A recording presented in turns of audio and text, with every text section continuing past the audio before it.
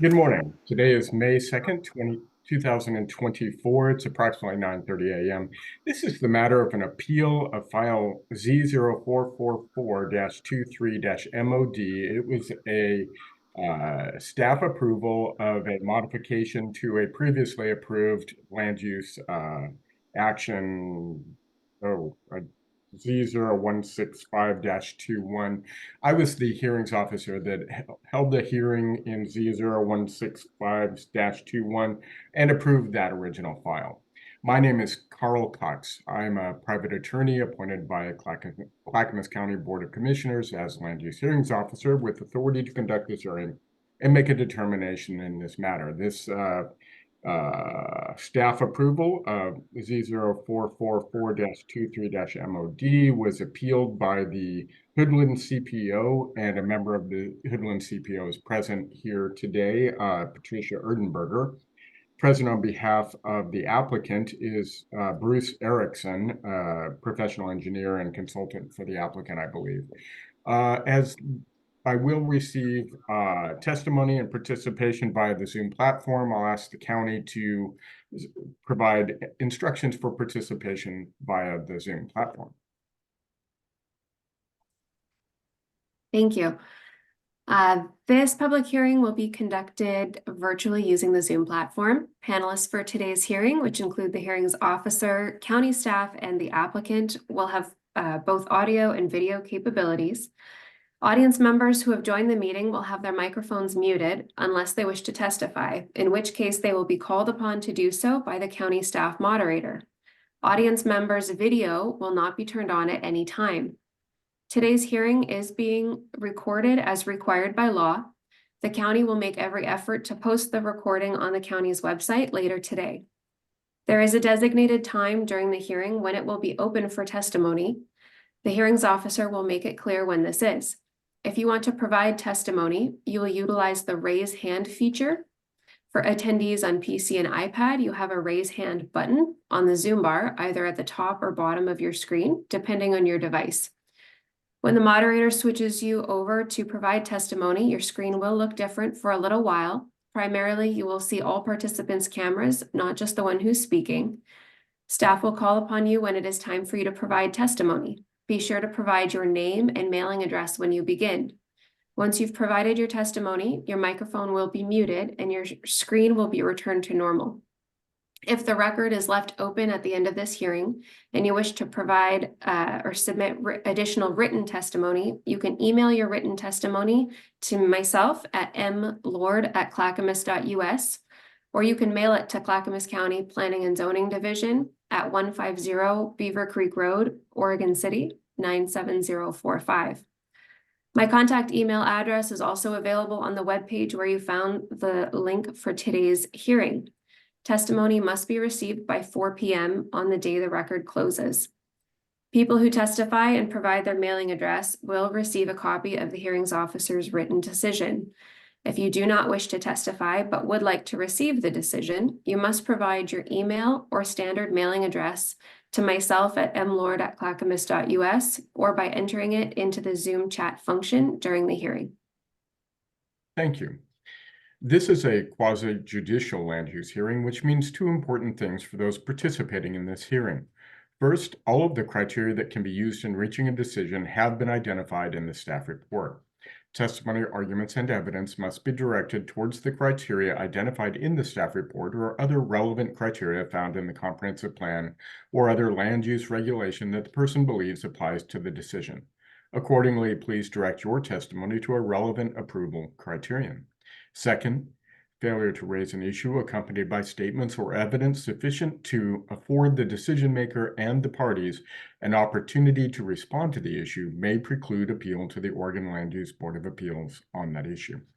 Failure of the applicant to raise constitutional or other issues relating to proposed conditions of approval with sufficient specificity to allow the local government or its designee to respond to the issue precludes an action for damages in circuit court. Once final, this decision may be appealed to the Oregon Land Use Board of Appeals. I've considered issues of ex parte of bias and conflict of interest, and I've determined that I do not have any bias or conflict of interest. I will also state that I've not received ex parte contact in this matter. I obviously, as I stated, conducted a previous hearing on this same matter, and I received a number of documents and evidence and testimony in that, but that is all made a part of the public record. And I've received and downloaded and reviewed all of the exhibits that were posted in the county's publicly posted file in advance of this hearing, including the decision that was made, exhibits related to that, the appeal, and other exhibits from, including a number of submissions from members of the public. Prior to the end or close of the hearing, I will make a statement concerning affording the participants an opportunity to request that the record stay open. Before we begin, a couple things.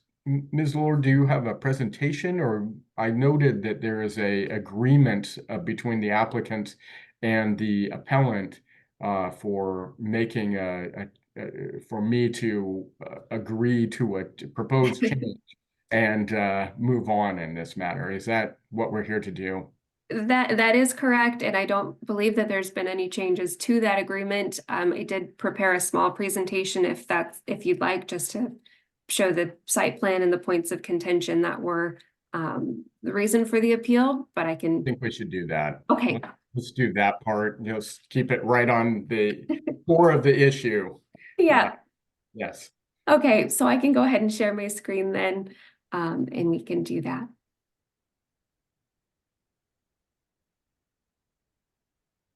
All righty. So let's jump right into it. So this, as you mentioned, was the appeal of land use file Z0444-23, which is a modification to a conditional use permit up in the Mountain Recreational Resort Zoning District. The Hood Course Acres Manufactured Home Park was originally developed back in the 60s, but in 2021, a conditional use permit was approved to establish that the park would have 69 manufactured home spaces and 15 RV spaces. That 2021 approval actually authorized the expansion of the park to add 26 more manufactured home spaces to that park.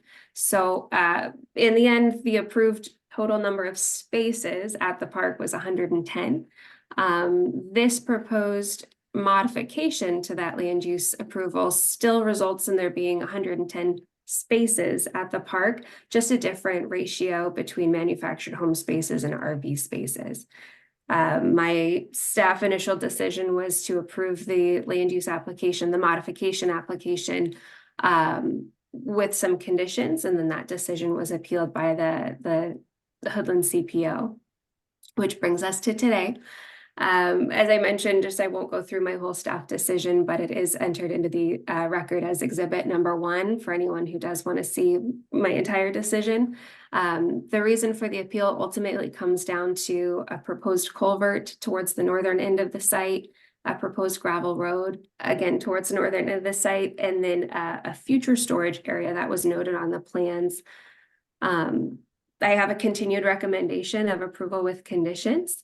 And I'll just highlight a couple things on the site plan so we can orient ourselves. The right side of the page here is north. So the top of our page is going to be west. And I've highlighted this area in yellow that ultimately has, this is the overall site plan, but this area in yellow is kind of our northern end of the site that includes this point of contention. This was the original site plan that was approved back in 2021 that's being requested to be modified. And you'll see on the northern end of the site, that's where those new manufactured home spots were going to be going. The current site plan that was approved with my decision that's being appealed is that the northern end of the site no longer has those manufactured home spaces. There's been some reconfiguration of the rest of the property, but on this northern end of this site, I'll zoom in on my next slide so we can see a little bit better here, but zooming into the north end of the site, we've got a future storage area that was this dashed line outlined here. A gravel access road to said future storage area was also shown on the northern part of that site plan, and then a proposed culvert was also there. So those three areas were areas of concern for the CPO.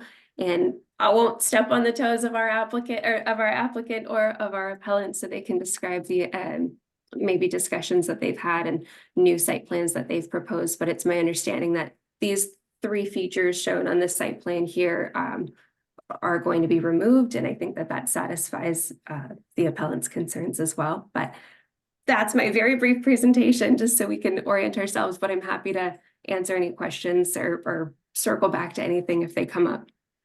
Perfect, thank you. Mhm. Ms. Erdenberger, I'd like to provide you an opportunity to, if you have a presentation or something to address here. I have something like a presentation, but it's very short, and I'm really pleased that Ms. Lord has provided what is actually at issue. I want to say good morning to all of you. Good morning, Mr. Erickson. We've spoken on the phone. I just want to tell you something about the Hoodland CPO because it's getting busier here in permit world.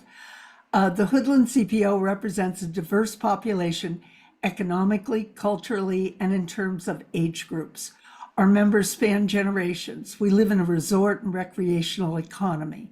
People of all economic levels are required to support the local residential, rural, and mountain environment. There are two large and well-maintained RV/manufactured home facilities in our area. Hood Course Acres is one of them. We have no qualms about the need for lower income housing, knowing it's necessary to a thriving economy. We simply can't have people driving 35 miles for a minimum wage job. Working with Ms. Lord and Mr. Erickson has been clear and concise, stream of information back and forth, and we appreciate that and do not wish to add time needed to find a solution to what we think is a straightforward issue. The Land Use Committee, which I'm chair of, we've had discussions about this. The neighbors in the area on that north end were driving a lot of the action. They were concerned that leaving that dotted line access road might mean that someone would just put an access road there toward their homes. That's their self-interest in this. Our interest for the area is as you drive by that area, it's as soon as the excess debris from timber cutting is gone, it's quite nice. It looks like a wetland. It's pleasing. It's also right near the main entrance to Welch's. People who pass there see that spot. And if that were to be terribly disturbed, that could cause problems. Now, I do have something written here to chit chat about, but I'm trying to see what Ms. Lord has not touched. We did make 5 recommendations in our approval earlier of Ms. Lord's decision. We wanted long-term leases, limit the density, low-income standard applied, RVs and trailers had to have independent locomotion and install a landscape barrier after removal of the current north driveway. From what we can tell, the applicant took us up with 1 and 5 of those, landscape barrier, and they propose they are doing long-term leases. I think people were very concerned that it could turn into an overnight stay sort of place, which doesn't support local workers and people who need housing. Ms. Lord told us dotted area storage was not included in the decision, but the gravel road was. And yet they were both there in their dotted lines, which I'm sure Mr. Erickson can discuss. I think they're his dotted lines, perhaps.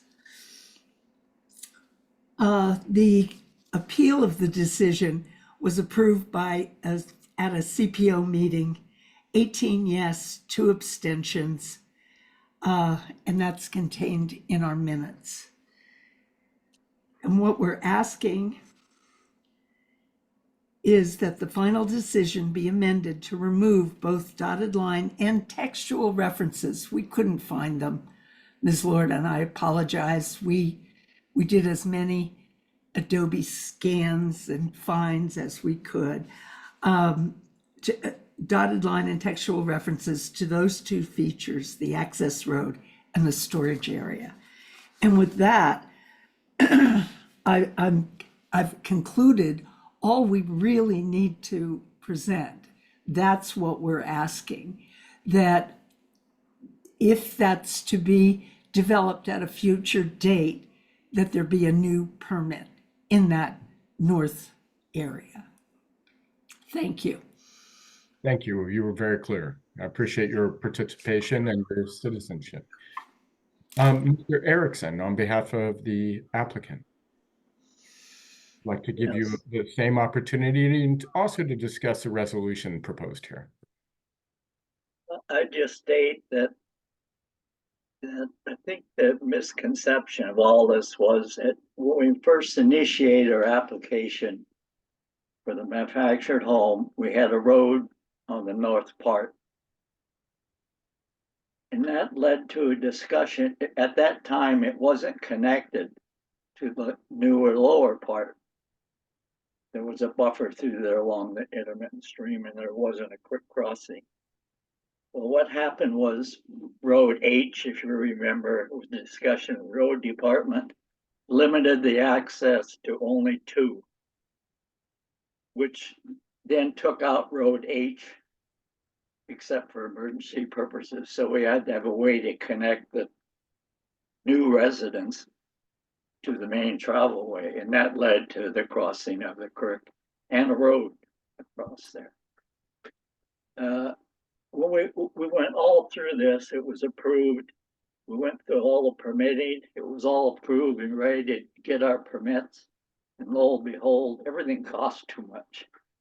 So we had to go back, and then the owner realized that there's probably more of a demand for the RV type units than more manufactured homes because of the costing and other factors.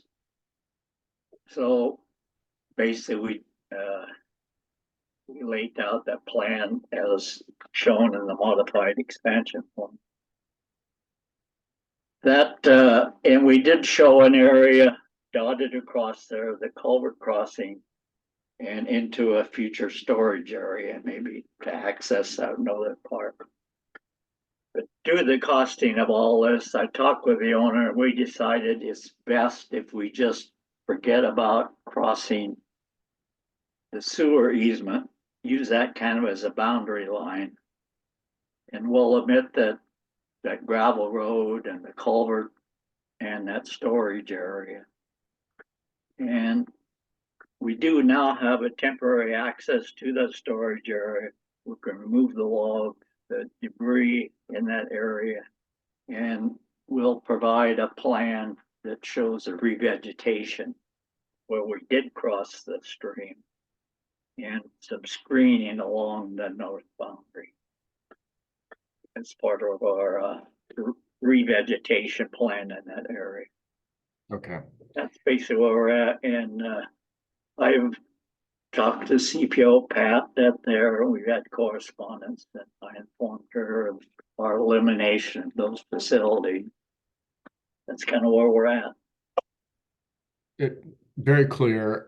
So screening along the north boundary, that that sewer line that runs along roughly perpendicular to that north boundary will then be the end of the proposed development, correct? Correct. That there will continue to be a temporary access with a temporary culvert across that creek so you can finish the mitigation work.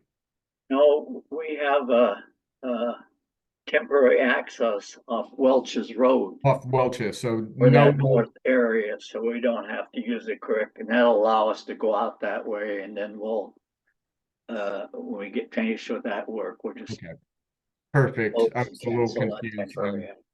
Okay, so no, there'll be no culvert, there'll be no temporary crossing.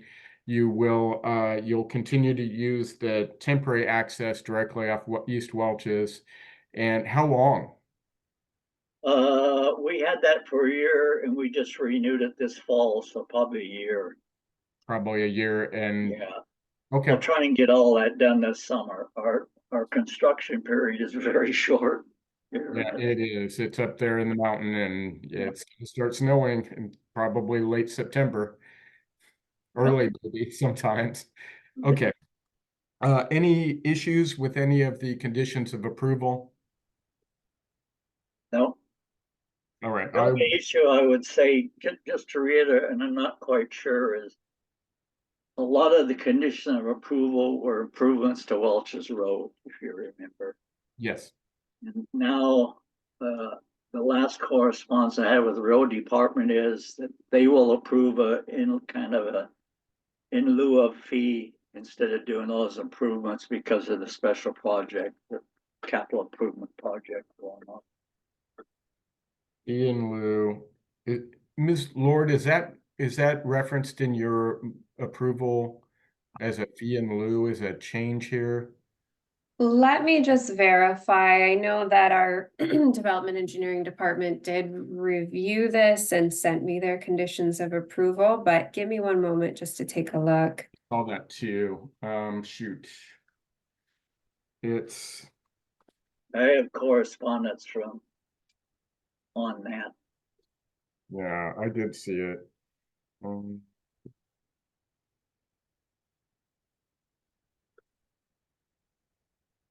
It's exhibit 14.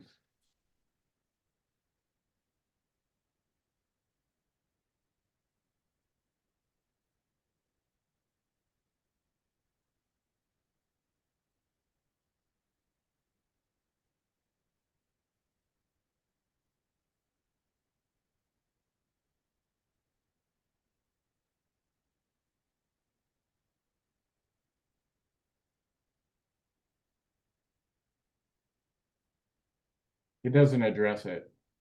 It doesn't, and I think perhaps just for clarity, maybe we can, the county can request the record to stay open so I can contact the engineering department to verify that that fee in lieu is still. I can send you that email from Johnny Gish on it. That Yeah, and I think it might just be easier for everyone if the conditions of approval matched, what's actually, going to I be think met by the it county. is. So I will certainly keep the record open. It doesn't have to stay open the entire period. We'll discuss that at the end. I'd like to provide, Thank you. was that the only question you had, Mr. Erickson, was about that condition of approval? right. Okay. I'm gonna put a big star by that comment because that's a loose end. Are there members of the public who would have their hand up and would like to participate? And we have Ms. Erdenberger. Right, I have two questions, or one comment and a question. The comment is that the engineering department at this time is planning a bike path from Route 26 to Birdie Lane along Welch's Road. So they're probably involved in deciding which side of the road they're going to put the bike path on, et cetera, and it may impact what Mr. Erickson's working on or what Ms. Lord sees from them. That's one. The other thing is, do I need to know where the exact text was? Because I know we went from a 2021 approval to a 2023, that modification. What was the textual part of the decision that referenced that gravel road? Just a page number would be helpful, because we were told we had to appeal it because it's in the text, and we believe that if it is, it did need to be appealed. Well, and I can certainly say it's on the site plan that was approved with Okay. the land use decision. Okay, I'm not sure if it's in the text, but it is a proposed gravel road on the site plan is Gotcha. approved. okay, thank you very much. I just wanted to make sure we weren't really stupid in not being able to find it in text.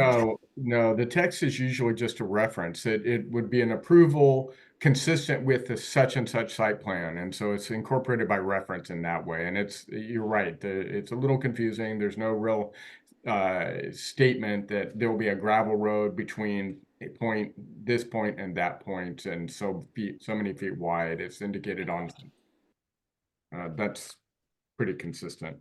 Are there members of the public that also have a comment this morning? I have Daniel Minch.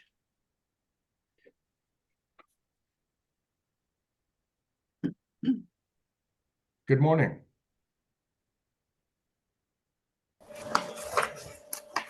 Hello? Good morning, Mr. Minch. Good morning. Hello? Can you hear me? Yes. Oh, sorry. I'm new at this. I've talked to Bruce in the past. I own the property west of the proposal.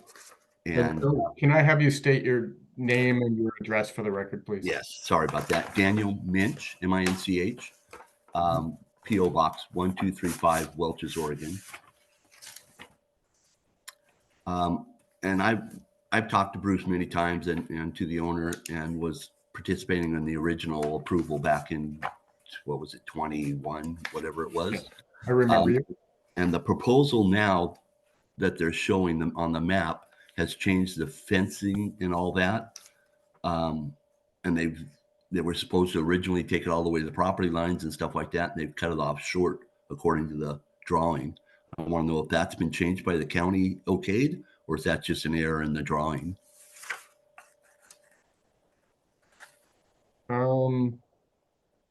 Mr. Erickson, is there a change in the fencing here? I was looking at the at the road and I was looking at the items in the appeal. Is there a change proposed fence line? We have fences, chain link fences with the slats for privacy type. Yeah, that's what I remember. Proposed along the westerly line. In fact, there's an existing one there now, but it'll go up to as far as the sewer. Okay. When we were going to develop that area back there, it pretty much went along the north boundary, even from Twinberry, but we won't be putting one there now. We'll be doing some planning there for screening. And then the place where we did cross the creek, that'll be revegetated. But the fencing now, chain link fencing, would would go along the west boundary dams. Then it'll go down the sewer easement, across over to the Thurmans, along the Thurmans west property line, and then down on the south side of Park Street F. Okay. So as I understand it, the fence originally was going to just extend along the site plan that was originally approved in file Z0165. That as you will not be developing that end, you won't be crossing the sewer line easement where the sewer line itself is placed. You'll instead stop your chain link fence there and run it along that part of Right. So mainly fence off and screen the developed area. We'll leave the undeveloped area open because there's a lot of deer that move back and forth in that wooded area, and to have a fence there is just another obstruction to wildlife, and there's no need for it any longer. Thank you for answering Mr. Minch's question. Was that what you were concerned about, Mr. Minch? No, I was more concerned on the south side for the easement road. They were supposed to fence the easement road both ways in, on the south and the north side of the easement. And Streety. they had cut it off back. They had added post office boxes back there, and they cut it off and didn't continue it all the way to the property line where the access enters the new proposal. Instead of continuing it on the other side of that easement going into the access Which on road is both that? sides. That's, I believe it's Street E. Street E, Streety. Yeah, which so is now Street F, correct? we, Okay. It It gets confusing because they keep changing the letters on this. So it's, Street F. Your And driveway, on the south side of your driveway is where we'll have the chain link fence. right. Now, we can't block off the fence through access points. That being the RV to the north and that site on the west. Oh, But no, pretty I'm much not. all will be fenced except where we have roads. okay, it's just not completed, is what you're Or- saying. Except where you have what, Bruce? Where we have road crossings. Right. Well, what it did on the proposed map that you got sent out, the latest one, it stopped at we're at the entrance to the new proposal, and it didn't continue. I'm trying to think. It would be heading on the south side. It would go up to the PO boxes, stop, and then I believe it started up again, but stopped Yeah, in but where we the got- entrance was, but it didn't continue on the other side of the entrance. So it Okay. leaves it exposed to the backyards or whatever, to these campsites Yes, on the south side. Where the easement goes in, I understand, but the rest of it originally was supposed to be fenced, so we wouldn't have that unsightly look going into my property.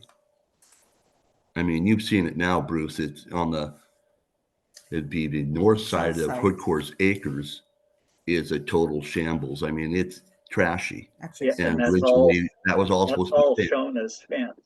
right? But on the north side of the It all easement fenced. Not road, on the north side, that's Thurman. And Yeah. we can't, yeah, but on our no, further side, down. it'll go up a little bit, but we can't block off our road accesses. We have to leave room for sight distance a little bit, so the fence has to stop before it gets to the pavement. And we encourage possibly pedestrian movement across there. Which, well, I understand that. What I'm saying though is where the easement goes, you don't show it drawn at the other side of the easement to continue to the fence line. It You stopped have at that a point and right didn't go for anymore. easement for your traveled way, but you can't dictate via your easement where fences or roads may cross it or intersect with it. No, that's not what I'm asking though. Well, I don't understand what you're talking about, Dan. I don't understand either, Mr. Minch. Okay, I'm sorry. I'm not as articulate as you guys, but as the road goes in, you get to the easement going to the property, to the new sites. I see. The fence stops. And hang on just a second here. So I am looking at exhibit 2C, which has the additional application materials submitted by Mr. Erickson on behalf of the applicant. This is, I believe, the most current drawing that he's actually signed. And it shows it shows a sewer easement, it shows East Welch's Road, and it shows that property line for your property. And the 50-foot easement and it references the document. It shows Street F, renamed the former Street E, renamed Street F. Correct, Mr. Erickson? Yeah. It shows the fence line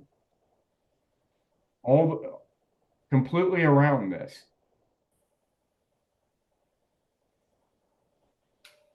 It may not be completed, Mr. Minch, but I still see it there. Well, it goes as far as the entrance to the proposed site, and then it stops. It doesn't continue on the other side of the entrance, where was my concern. Oh, you mean on adjacent to Thurman's property? No, no. Well, no, because I believe that goes clear out. That's the north side. That'd be the Right. north side of Hood Course Acres, I thought you okay. were talking about left side. or which south would be side. the south side of the easement. Okay, on the north side of the easement, as you go in, it stops for the post office boxes that you're installing. Yep. Then I believe it continues to the road, to the actual easement going in.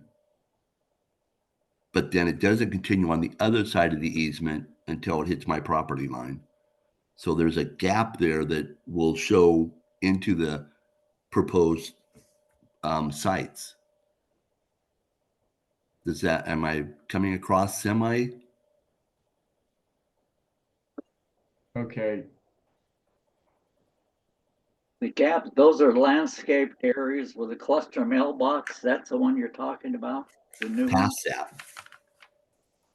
It'd be further west, Well, where you're it shows west, the I property line between This is west. to Okay. the new RVs and your site, there's a fence all along there, all the way over to the sanitary sewer. no, I'm not talking about the west side. I'm talking about the south side of the proposed property that butts up against the F easement On Street F. on Street F. I don't have the current maps and stuff. I didn't get any of that information. So, but the last one I saw where the easement goes, road F goes in, and you turn right to get into the new proposal. Okay, the fence stops. There's I believe, 20-foot or 25-foot driveway going in. It just, then the fence completely stops, even though there's another, and I'm guessing 20 to 30 feet. It might be less, I can't tell, to the property line. And none of that is fenced in. Where originally on the original proposal, that fence line opened up for the easement, the width of the easement, and continued on both sides of it. And I'm just gonna interject here real quick. I can share my screen and show the site plan. So maybe I'm not exactly following you, Mr. Minch, but if I can put the plan on the screen and then we can zoom around to find the spots together, maybe? Perfect. I was That'd be just great. about to Thank ask you. you to do that. Okay, Yes, we don't. let me go ahead and do that Thank real you. quick. And I'm pretty sure this could just be an oversight because, I mean, it was all agreed to, and I can't believe that they changed all that. Oh, So here's the plan, and Welch's is at the bottom of the screen here, and here's our street F that we're calling it, Yes. headed towards Former the top of the city. page. And I believe these are the mailbox that you're referring to as well. That's right. my I got lost. And so the area of concern for you, Mr. Minch, is you were saying along the south side of the new area? Yes, Is it- exactly. Is this the new area here where my mouse is going? I believe so. Okay, What's the new Bruce area? would know better than Yeah, I. that's the new And so area. is that dotted line? That's not the fence line because it doesn't show it opening up. Did we lose Mr. Erickson?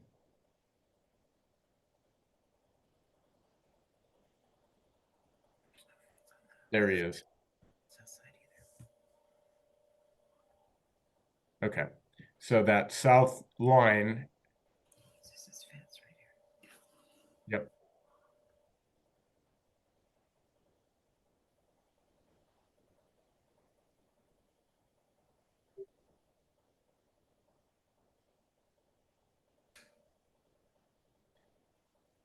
Is that actually where the fence line was going to go, Mr. Erickson? Can you hear me now? Yes, sir. Well, somehow I just got clicked off. Must be because I live in this rural country. Happened. Don't see any Uh, fence on either side. Now we have the fence. Which plan is this? This is the most recent one, which is the The expansion plan March 26, 2024. Yes. doesn't show here. We have this fence going all the way from Welch's Road all the way up here to Street E. It ties in with that fence there. Then we'll have, actually, this isn't really the fence drawing, that's showing the landscape plan. Oh, yeah. But, and that fence ends here now, and it'll come down a little bit here. Can you see my arrow on that by chance? No. And then we fence all along the west boundary, parallel to Street G up at the top. That fence will go all the way down. It'll go all the way down the south side of the sanitary sewer easement. To East Welch's. Yes. And then it'll go all the way across Thurman's property, which is tax lot 200, their west boundary. Do you see that, Mr. Minch? Yes. Okay, it may not be completed yet, but that is, Now he's talking about these areas along here, where we have that fence that'll probably go up a little ways, but we gotta leave these intersections open. do you see that, Mr. Minch? If you look at Ms. Lord's screen where she has that up, it shows a one-way street. Yes. That's So that street won't be F. fenced across. Right. And neither will the one above it or the one above that. There's a one-way street G, which goes Is he in. talking about these little things here? Are you talking about it? Those are just the marks for the center line, aren't they? Yeah, that's the end of the easement there. Okay, Easement is from this dash line to that dash line, 50 feet. okay. And you can see even within that easement, when they did that, survey wasn't very good. Some of the units over here are within the easement. It happens all the time. So here, that shaded box right in the middle of those one-way streets along New Street F, former Street E, is where the landscaped area with the mailboxes will be. You see Yes. that, Mr. Minch? That'll- Then the fence will have an opening to access that, and will have an opening for each end of that one-way street as it goes around. Okay. Every one of those little that aren't a space, an RV space, but a butt street F, like the one above that, and the one below the mailbox are all landscaped areas, Okay. shrub planting. Or But that's probably in that area. The fence will still continue in that landscape area, right? Past it on the easement? Well, they may tip up a little bit, but we're not trying to isolate. Remember, this is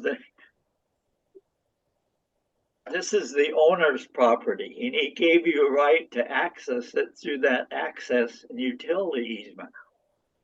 You know, you have a water line and a power line that will go all the way through that property as part of it. But you can't dictate where fences would go on his property. Right. No, I'm not trying to dictate it. On the original drawing back in The original 21, I drawing is believe, gone. that's what I'm asking. Yeah. Yeah. That was what was agreed upon back then, was the fence would continue all the way down. And that's why I'm asking, is that been changed? And if On the so, north side, no. no, It never on did. on road F's easement, the fence lines went down and had the openings for the access to the property, and then continued all the way down. So as to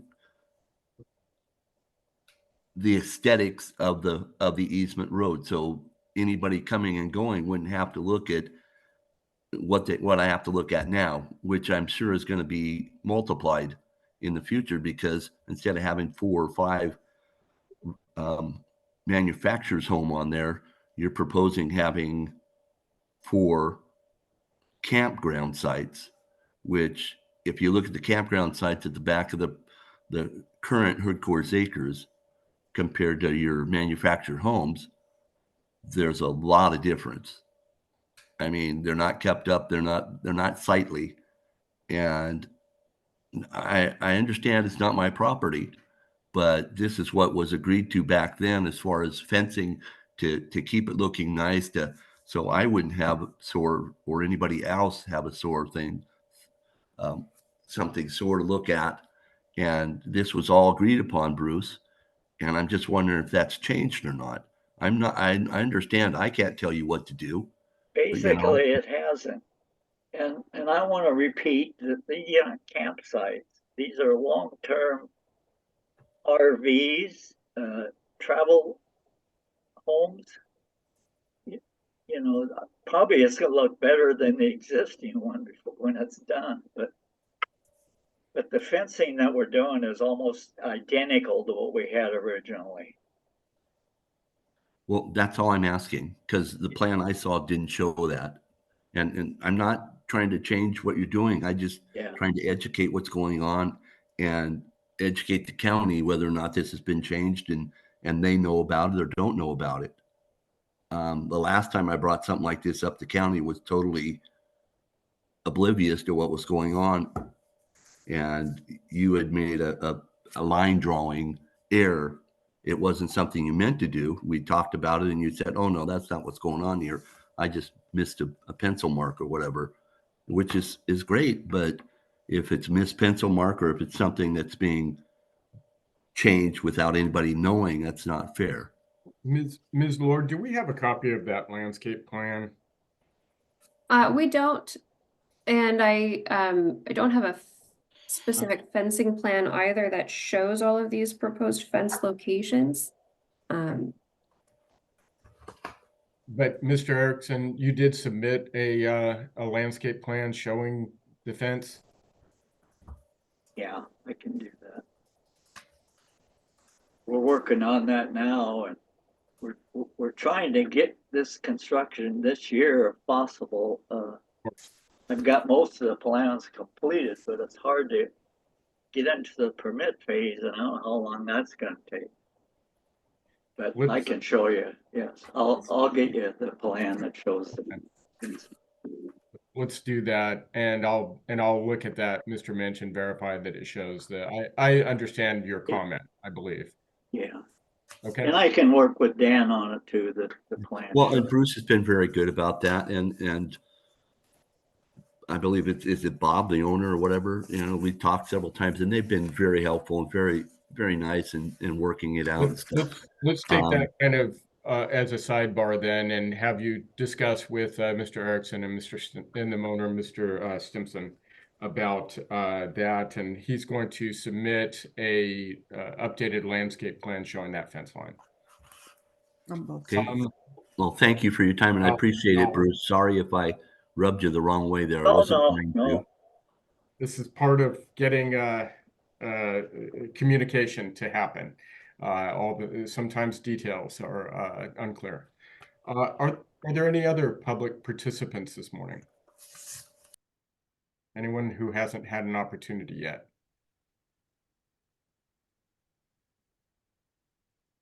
Okay, I understand there's a request to keep the record open by the county. We'll hold the record. I'm going to make a statement about that. Does any party or member of the audience want an opportunity to provide additional evidence, arguments, or testimony? Does the applicant wish to waive the period for final written argument? So typically I would keep the record open for a minimum of 1 week, 7 days for the submission of new evidence, and a second 7-day period for rebuttal evidence to be submitted, and a final 7-day period for the applicant to submit a last word. As I just stated, that last word period can be waived. And also, actually, the rebuttal period can be waived if all the parties waive it. So what I'm going to ask is, the county has made a request to keep the record open for 7 days. The I've discussed with Mr. Erickson during that initial 7-day period to submit an updated landscaping plan showing that fence line. Then during the second period, if there is no rebuttal, for example, Mr. Minch, if you don't have any rebuttal to that fence line, if the appellant does not have any rebuttal, please submit a note to Ms. Lord saying we wish to waive the rebuttal period. And if that happens, then I believe the applicant can waive it as well. Is that how you read that, Ms. Lord? Yeah, that if Yes. there is no rebuttal, they can just say we have no rebuttal. And if there is no rebuttal, the applicant can waive their period for a final statement, and I can issue a decision consistent with the party's original request for resolution of this, with the clarification of the where that fence line will be placed. Does that seem accurate? I would waive any rebuttal period. And when I submit that fence to you, I'll also go over it with Dan. Okay, so if Mr. Minch agrees with it, and please just submit that, Mr. Minch, that this is all resolve my issue with this, and I have clarity on where that fence is going to be, and it's my understanding. And Ms. Erdenberger, if you have if you want to, you could waive the period for rebuttal as well.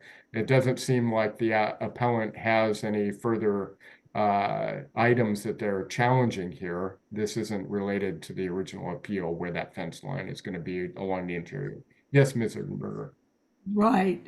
The CPO does not want to hold up the progress of the project over an issue that wasn't brought to the CPO and we were totally unaware of. So I think discussion and rebuttal on that point can be kept separate. We'd be happy to deal with Mr. Minch anytime. We noticed his island property and the fact that he would need a road through Hood Course Acres to get to his property. We recognize that, but we waive rebuttal. We are not interested in dragging this out if we are all agreed on the north end issues. Thank you. Thank you. So Mr. Minch and Mr. Erickson will work out the detail about that landscape plan showing the fence line.